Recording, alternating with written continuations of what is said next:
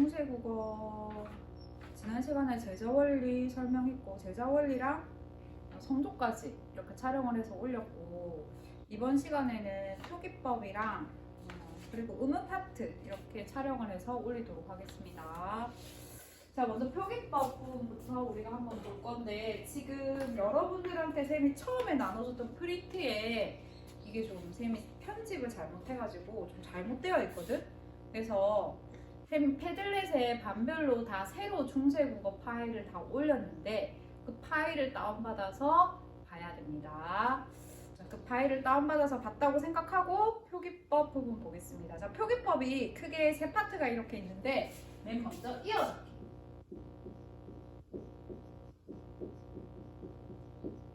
표기법이 크게 세 가지 원리로 표기되었다라고 생각하면 됩니다. 이 이어적기를 연철이라고도 이야기해요. 소리 내어 적는 거, 소리 내는 대로, 소리 나는 대로 적는 거.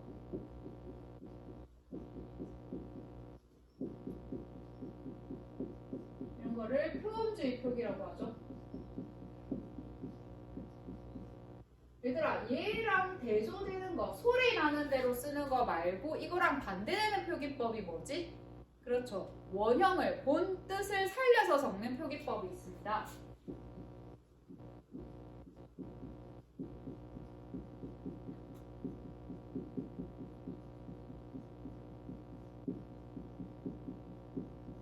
이게 표의주의 표기죠.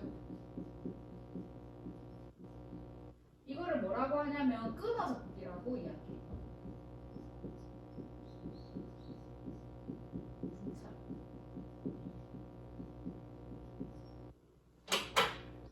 그래서 중세 때는 이어 적기가 쓰였다가 나중에 한 근대 국어 가게 되면 끊어 적기가 나오게 됩니다.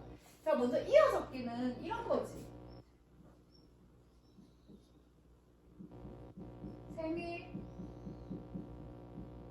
축하해, 이렇게 소리 나는 대로 쓰는 거. 중세 국어 때는 이렇게 다 소리 나는 대로 썼어. 이런 것을 그냥 이어 적기라고 하고 연철 표기라고 이야기합니다. 자, 그러면 끊어 적기는 어떻게? 본래 어형을 그대로 다 살려 쓰는 거야. 축하해, 이렇게 쓰는 거를 끊어 적기, 분철 표기라고 합니다. 여기 있는 이어 적기 표기는 중세 국어의 가장 대표적인 표기법이고, 여기 끊어 적기 부분은 근대 국어 오게 되면 나타나는 표기법 한 가지 이렇게 이어지죠. 그러니까 이어 적기가 나왔다가 나중에 끊어 적기로 가게 되는데, 이 가운데 무슨 과도기적 표기가 나타나냐면 중철 표기라고 하는 거듭적기 표기가 나타나게 돼. 거듭적기라고 써.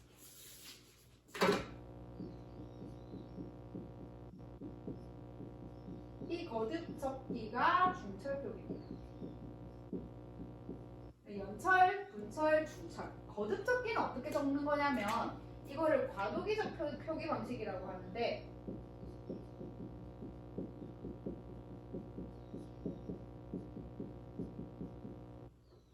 이어 적기랑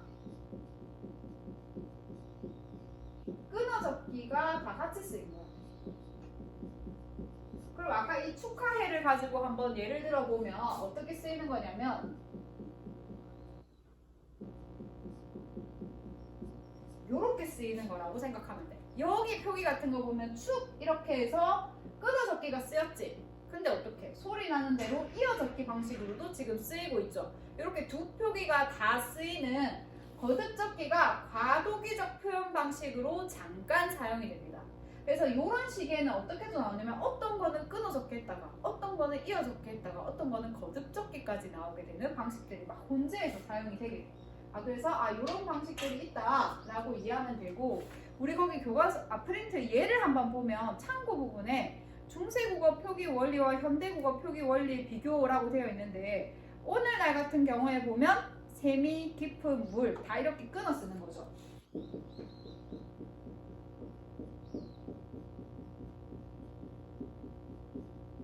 다 본래 어형을 다 살려서 쓰는 표의주의적 다 표기를 하는 거지. 근데 중세 때는 어떻게? 이어 적기대로 표기했거든. 소리 나는 대로. 어떻게 표기했겠어?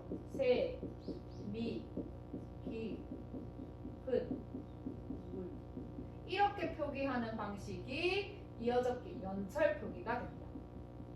중세국어 때는 다 이렇게 표기를 했다. 그래서 보면 쭉 나오죠. 그 밑에 보면 참고에 이어적기, 그리고 끊어적기, 거듭적기 얘들이 나와 있지. 자, 셈이 자, 얘가 이어적기 방식으로 쓰이게 되면 어떻게 될까, 얘들아?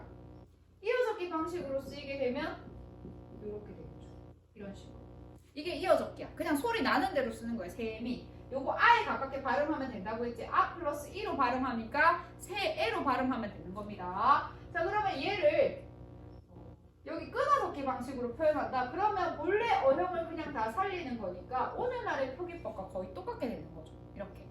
그러면 중철 표기를 하게 된다. 중철은 어떤 거라고 했어, 얘들아? 이어적기와 끊어적기 방식을 다 쓰는 거야. 그러니까 앞에는 이렇게 끊어적기 되었다가 뒤에는 어떻게 되겠습니까? 이어적기 방식으로 쓰는 거. 이런 것을 거듭적기, 중철 표기라고 이야기를 하는 거죠. 이게 중세국어의 가장 대표적인 표기법이었다.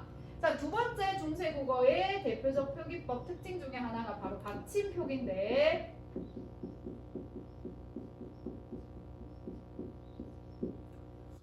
중세국어 때는 저기 이어적기 방식으로 했거든. 그러면 음절 말에서 이 자음이 있던 아니면 이 자음이 있던 음절 말에서는 얘네는 결국 소리가 전부 다 똑같이 날 수밖에 없죠. 얘도 얘 발음으로 나고 얘도 얘 발음으로 나잖아. 그지? 그러면 밥이라고 하는 거를 중세국어에 표기하려고 한다. 그러면 표기가 전부 다 뭐밖에 안 되는 겁니까? 표기가 이렇게밖에 안 되는 거야. 음절 말에서 쌍기역을 표기할 수가 없는 거야. 왜? 소리 나는 대로 표기하니까. 그래서 중세국어 때는 음절 말에서 발음되는 자음만 표기해서 팔종성법이 있었습니다. 그래서 음절 말의 표기를 얘네 요렇게 8자음만 음절 말에 표기했어. 어차피 쌍기역 표기해봤자 발음은 요거로 나니까 소리 나는 대로만 그냥 표기했기 때문에. 자, 근데 특이한 게 하나 있어. 얘들아, 오늘날에는 얘 발음과 얘 발음을 음절 말에서 구분한다 안 한다? 아예 못하죠. 음절 말에 뭘 발음할 수 없어? 얘 발음 못하잖아. 얘와 얘 발음을 현대 사람이 구분할 수 있습니까? 전부 다 얘는 뭐로밖에 발음이 안 돼? 요렇게밖에 발음이 안 되지.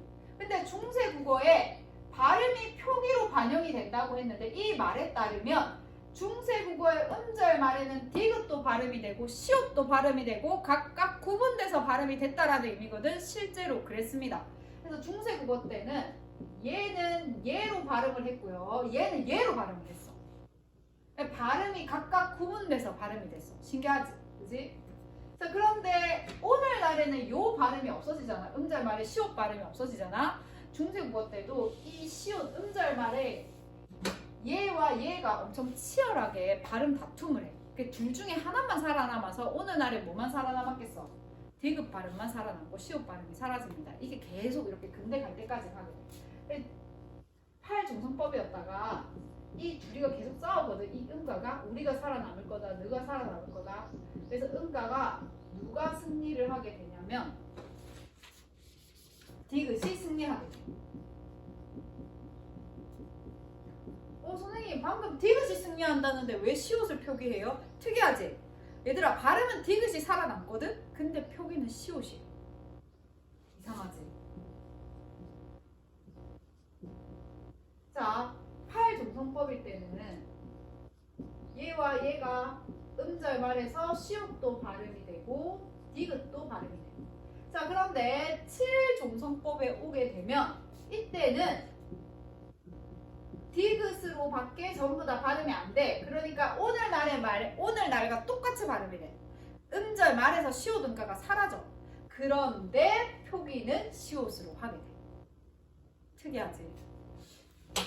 쌤 왜요? 라고 물어보면 나도 모르겠어.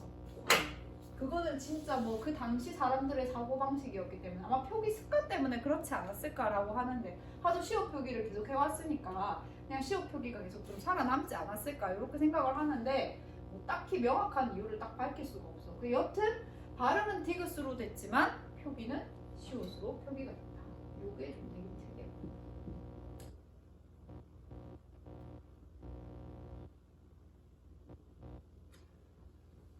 얘가 있나? 거기 7종속법 거기 얘 한번 볼래? 거기 보면 중세국어에 벗이라고 해서 버두자가 있고 발음 벗 이렇게 있고, 그리고 근대국어에 벗 똑같은 버두자입니다. 그리고 발음 벗 이렇게 있는데,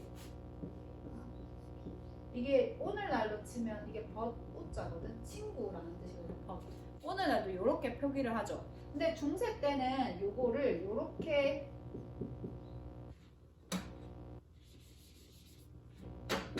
표기도 이렇게 하고 발음도 이렇게 했어. 그럴 수밖에 없지. 음절말의 시옷 발음을 뭐 못하는 거니까. 근데 원래는 이게 지금 우리는 이렇게 쓰기는 하는데 원래는 이런 형태였을 거야. 자, 근데 군대국어에서 얘가 발음은 그대로 그냥 벗이거든. 근데 표기가 다 뭐로 바뀌었어? 시옷으로 바뀌었거든. 그래서 이게 오늘날도 그냥 이렇게 영향을 미친다라고 생각하면 돼. 이게 좀 이런 단어들이 몇 개가 있어. 그래서 디귿과 시옷이 계속 음절 말에서 다툼이 있어 왔다. 뭐 이렇게 나와 있는데 이런 것까지는 너무 깊이 있는 내용이고, 8조성법에 얘네가 있어서 좀 알아야 되는 거는 얘와 얘의 음가가 각각 따로 발음되었다. 그러다가 7조성법에 와서는 이렇게 표기되었지만 발음은 디귿으로 발음이 되더라. 이 정도까지만 정리하면 됩니다. 자, 그리고 띄어쓰기가 있는데요. 중세국어에는 띄어쓰기를 했다 안 했다? 띄어쓰기 안 했습니다. 중세는 띄어쓰기가 없어. 그래서 되게 읽어내기도 힘들죠. 띄어쓰기 표기가 없다. 자, 그러면 넘어가서 음은 한번 볼게.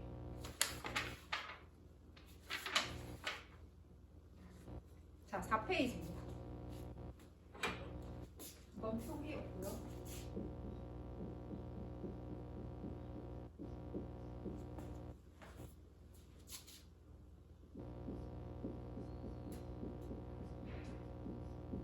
훈민정음 제자원리, 자음 제자원리 이렇게 쭉 설명하면서 우리 현대국어에 없는 자음들이, 음운들이 있는데 얘네들을 좀 잘 봐야 된다라고 이야기했었지. 거기에 되는 게 예음이라던가, 그리고 리을 쓸 뻔했다. 예라던가, 그지? 예도 없는 소리. 그리고 하나 뭐였지? 자, 하나 명칭들을 다 알아야 되겠지. 얘는 뭡니까? 여린 히읗이죠?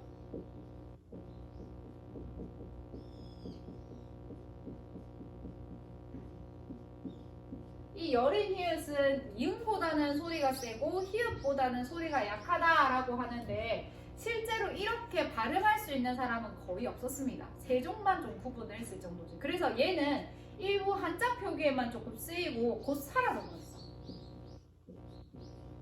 없어지게 됩니다.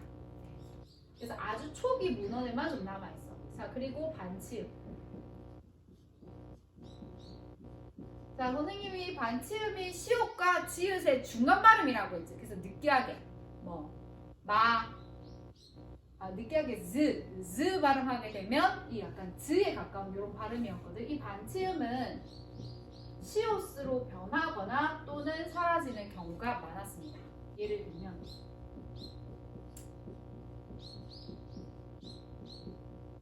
이거 마잠 이렇게 발음을 했거든. 이거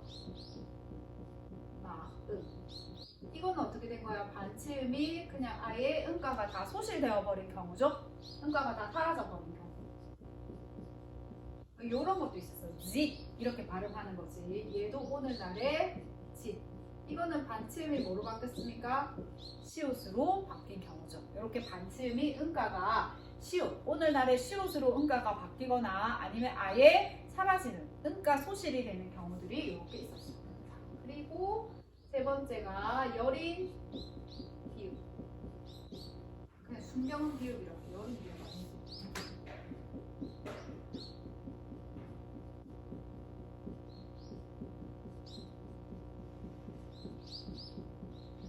순경은 비읍은 아예 사라지거나 보통 오나 우로 많이 바뀌었습니다. 아예 사라지는 경우도 있었는데 오나 우로 좀 많이 바뀌었습니다. 거기 예를 한번 보면 아씨 얘가 이거밖에 없네.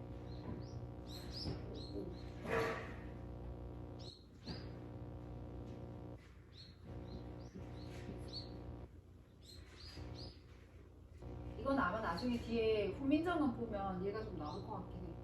그래서 거기 얘를 보면 셔블이라고 되어 있는데 오늘날의 서울이거든? 이게 표기가 거기 지금 잘 안 될 건데 이렇게 표기되어 있는 거라고 생각하면 돼요. 이렇게 표기되어 있는 건데 얘가 뭐 이런 식으로 바뀐 거죠. 이런 식으로 바뀐 거지. 서울 바뀐 거지. 얘 같은 경우에 얘가 뭐로 바뀌었다. 이렇게 보통 바뀌었다. 이렇게 평가하죠. 여기 보면 얘에 있는 얘가 이렇게 바뀐 거니까 얘는 그냥 떨어져 나가고 은은 떨어져 나가고 그래서 이렇게 바뀐 경우가 하나 있고 하나 이거 뭐 쉽게 이런 뜻이거든.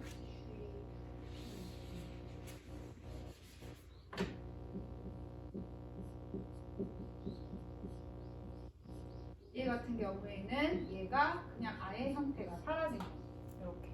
그래서 순경은 비읍 같은 경우에는 오우 계열로 바뀌거나 아니면 그냥 아예 형태가 사라졌다. 자 그리고 예디읍.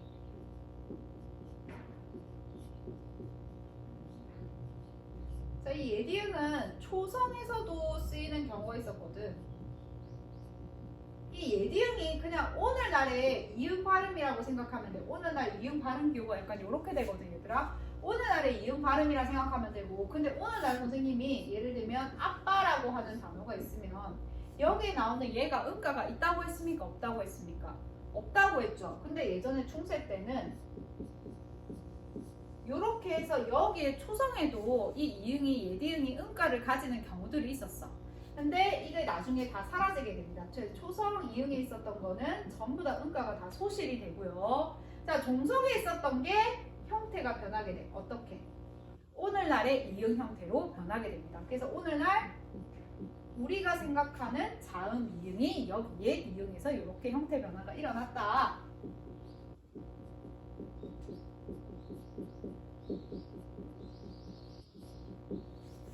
이렇게 보면 되고, 자 그리고 모음 중에 요게 좀 중요하죠.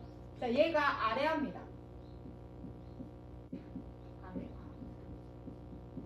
이 아래아가 얘네들은 솔직히 세종이 만들었던 초반에 많이 쓰이고 뒤에 가면 갈수록 거의 다 사라지거든.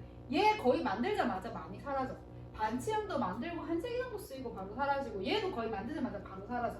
얘는 그래도 형태가 변화돼서 쭉 나오고 이 아래아가 제일 오랫동안 살아남게 됩니다.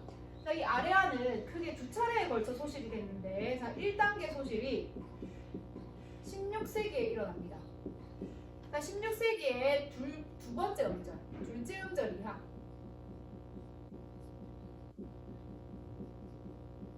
자, 둘째 음절 이하에서 아래아가 으로 소리가 바꾸게 돼. 아래아가 으로 소리가 바뀌게 돼. 자, 그 다음에 두 번째 단계는 자, 18세기 첫 음절.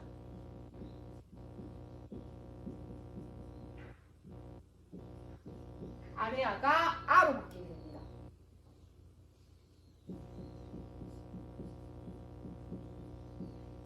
이거 보면 얘들아 마잠이라고 앞에 설명했잖아. 자 1단계 16세기 지나게 되면 얘가 어떻게 된다고? 얘가 이미 16세기면 반치음이 사라지고도 남을 때야. 반치음 탈락되고 아래아가 으로 바뀌는 거야. 이렇게 표기되는 거야. 16세기 이후에는 마잠이 이렇게 마음으로 표기되게 되는 거죠. 그리고 하나 얘로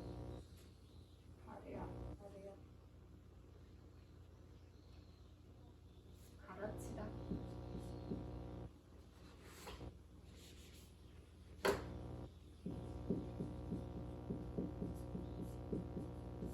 자 자, 가라치네 같은 경우를 보면 아래아가 지금 여기 두 번 쓰였지.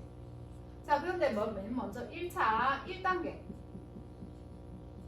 자, 16세기를 거치게 되면 이 둘째 음절인 얘부터 먼저 변화가 일어나는 거야. 둘째 음절 얘가 뭐로 변한다고? 으로 변하게 돼. 그래서 가, 르, 치, 다. 요렇게 되고요. 자, 그리고 2단계. 18세기에 이르게 되면 얘도 이제 형태가 변하게 됩니다. 뭐로? 아로. 가, 르, 치, 다. 요렇게 됩니다. 자, 이게 아레아가 이렇게 두 단계에 걸쳐서 서서히 소실되고, 아레아는 이 모든 이 옛 음운 중에서 가장 오래 존재하게 돼. 그래서 이게 표기법상으로는 완전히 사라지는 때가, 이게 음가가 사라지는데 표기는 계속 막 잔존하고 남아있게 되거든. 거의 근대까지 가서야만 표기도 사라지게 됩니다. 근대 표기까지는 뭐 안 하고요. 자, 그리고 거기 보면 쌤이 하나 빼먹은 게 어두자원군 이야기가 나오는데, 이 어두자원군이 어떤 거냐면 쌤이 병서 이야기할 때 얘들아 이런 거 있다고 했잖아. 병서를 만드는 운용 방법으로 해서 각자 병서가 있고 하명 병서가 있다라고 설명했었지. 자, 각자 병서는 같은 음운들을 이렇게 겹쳐 쓰는 게 각자 병서고, 하명 병서는 서로 다른 음운을 이렇게 합쳐서 쓰는 게 이 하명 병서거든. 근데 이 하명 병서를 발음할 때는 뭐라고? 얘도 발음이 있고 얘도 발음이 있는 거야. 그러면 우리가 이야기하는 어두의 자음이 몇 개 있는 거야? 2개 이상 있는 거거든. 왜냐면 이런 것도 있었어, 얘들아. 이건 어두의 자음이 3개가 오는 거야. 다 음가를 가지고 있었거든. 그럼 음가가 어두의 2개 이상 오는 거니까 얘를 뭐라고 하냐면 어두자음군이다. 대신에 포인트가 있어. 어두야. 그러니까 여기 보면 이렇게 되면 얘를 어두자음군이라고 할 수 있는 거야. 제일 처음 초성 자리에 자음군의 형태가 왔으니까. 영어 같은 경우에는 어두자음군이 많죠. 이런 거. 다 어두에 오는 자음군이잖아. 오늘날로 치면 원래 이렇게 해야 돼. 요렇게 발음해야 돼. 근데 우리 요렇게 발음 못하지? 그지? 우리는 어두에 자음군이 올 수 없거든. 현대국어 기준으로 해서 요런 자음 자체가 없잖아. 그지? 그래서 다 이렇게 하나씩 다 음절을 분절시켜가지고 다 발음을 하거든. 그러니까 우리 현대국어는 어두 자음군이 없습니다. 근데 중세 때는 이런 어두 자음군이 있었어. 근데 우리나라는 어두 자음군이 잘 발음을 못해. 그래서 이 어두 자음군이 처음에는 브스처럼 있었다가, 그래서 얘를 브쌀이라고 발음을 했거든. 이렇게 발음을 했다가 이 어두 자음 발음이 사라지고 결국 다 뭘로 발음하게 된다? 붓살이라 발음 안 하고 그냥 된소리화 시켜서 쌀 이렇게 발음하게 됩니다. 자, 그 내용이 거기에 있는 겁니다. 자, 그리고 성조 부분은 설명을 해서 넘어가겠습니다. 자, 이렇게 해서 음운 그리고 표기법에 대한 설명을 했는데 좀 어려울 수 있을 것 같은데 선생님이 여러분들 대면 등교하게 되면 한 번 더 설명을 쭉 좀 해줄게. 자, 표기법 같은 경우에는 중세 때는 크게 이어적기가 있었다. 이게 주요 표기법이야. 이어적기가 소리 나는 대로 표기하는 연철 표기를 이야기하는 거다. 근데 이 연철 표기가 결국은 오늘날의 끊어적기 표기로 가게 되거든. 분철 표기로. 근대국어쯤 되면, 근대국어가 한 17세기 되면 근대국어가 됩니다. 자, 그때 가게 되는데 그때 과도기적 표기 형식으로 거듭적기가 있었다. 그래서 셈이 깊은 물, 연철 표기 중세식으로 표기하면 이렇게 발음이 되는 거죠. 자, 그런데 이거를 어떻게 끊어 읽게 되면 분철 표기를 하면 이렇게 표기되고, 거듭적기 중철 표기로 하면 연철과 분철이 다 혼합된 형태로 이렇게 나오게 된다. 이런 것들 좀 잘 알아놓으면 되겠죠. 자, 받침 표기는 소리 나는 대로 표기했기 때문에 음절말에서 소리 나는 자음만 표기했어. 음절말에 소리 나는 자음이 바로 이렇게 8개라는 겁니다. 오늘날과 차이가 있다면 어떤 점이 차이가 있다? 디귿과 시옷 발음이 구별돼서 발음된다는 것이 가장 큰 차이가 되겠죠. 자, 그리고 이렇게 발음이 되다가 나중에 발음은 뭐만 살아남는다? 디귿만 살아남아. 발음은 디귿만 살아남지만 표기는 뭘로 한다? 시옷이 표기를 하게 된다. 이렇게 7종평법으로 표기하게 됩니다. 자, 이게 표기법에 대한 내용이었고요. 그리고 띄어쓰기 안 한다 얘기했고. 자, 음운은 오늘날 사라진 이 음운들을 우리가 좀 중점적으로 봐야 되지. 여린이읍, 반치음, 순경음 비읍, 예디읍, 아래압까지 얘 같은 경우에는 음가가 거의 바로 소실돼서 아예 형태도 없이 사라졌고, 반지음 같은 경우에는 음가가 소실되거나 아니면 오늘날에 무슨 형태로 변한다? 시옷 형태로 변하게 됩니다. 순경은 비읍 역시 음가가 소실되거나 오늘날에 오 계열로 다 바뀌게 돼. 얘 디응은 초성에도 음가가 있었어. 이게 오늘날과 가장 큰 차이야. 오늘날엔 초성 이응이 음가가 없잖아, 그지? 근데 중세 때는 초성 이응에도 음가가 있었어. 근데 그게 뒤에는 사라지게 되고, 종성의 이응 형태만 살아남는데 음가 변화는 없고 형태만 변화가 있게 된다. 자, 그 다음 마지막으로 아래와 같은 경우에 두 단계에 걸쳐서 소실이 일어났는데, 맨 처음 16세기 둘째 음절 이하에서 아래아가 으로 바뀌었다. 자, 그리고 2단계 18세기 아래아가 첫 음절에서 아로 바뀌었다. 이거 중요하니까 잘 기억하시고요.